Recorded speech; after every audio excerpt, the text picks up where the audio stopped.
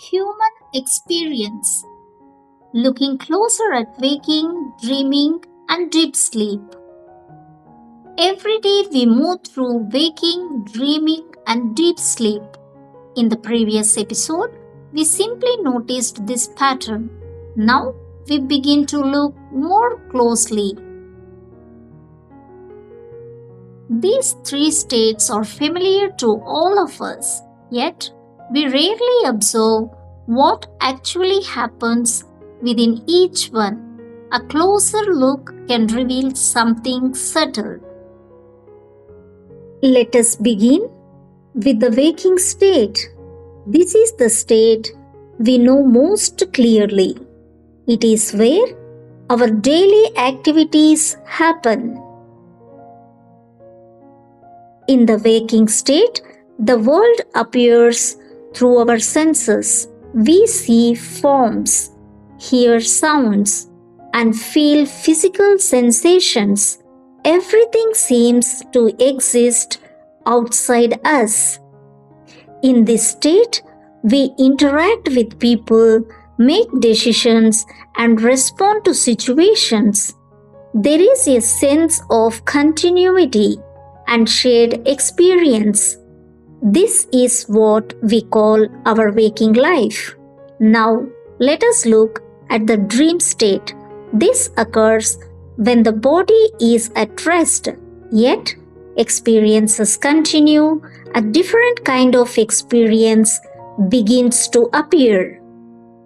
In a dream, the mind creates its own scenes.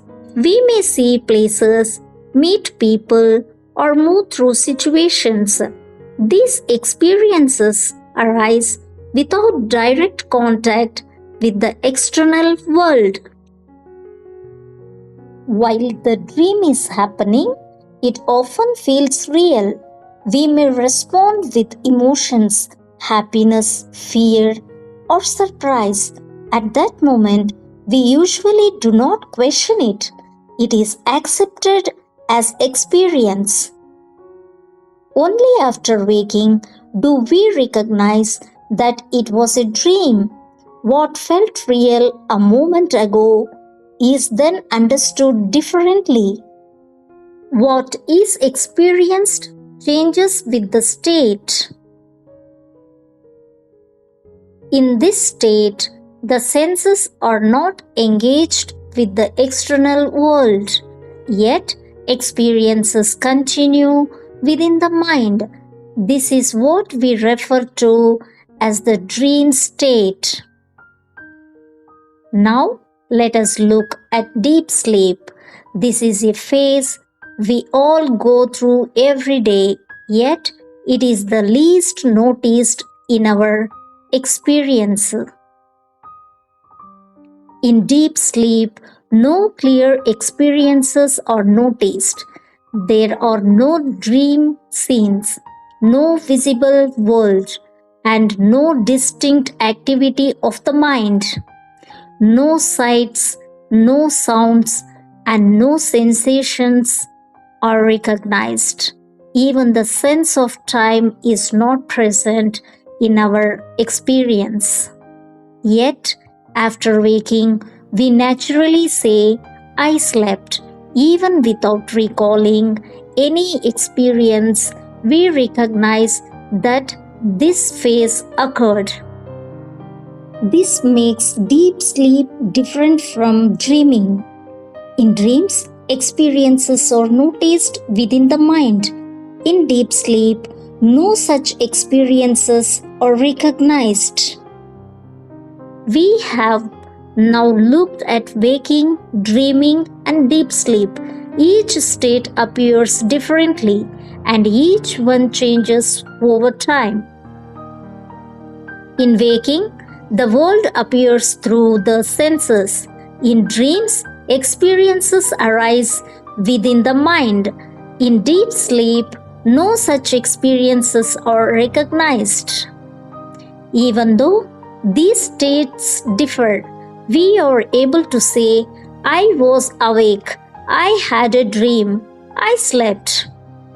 These simple statements point to something subtle. Each state comes and goes, yet we recognize that they occurred. Something makes this recognition possible. This raises a quiet question: what is it that remains present through all these changes?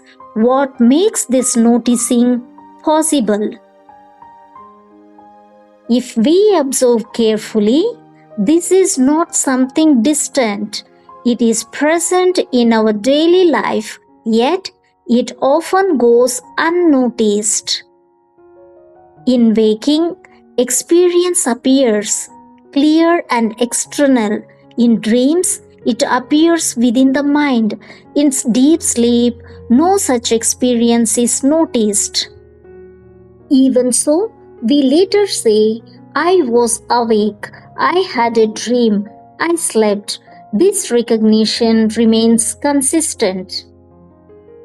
The states change, but this recognition does not seem to change with them. It remains present across all three. If this is so, the question becomes clearer. What is this I that continues through all these changes? Is it the body, the mind, or something else in our experience? The question is not far away. It is already present in our experience, yet it is rarely noticed directly. We often move from one state to another without noticing this. The changes happen naturally, and our attention remains on the experiences. But if we pause and observe carefully, a simple pattern begins to stand out. The states change, yet something remains. This is not a complex idea. It is something we can notice in our own experience without effort, without adding anything.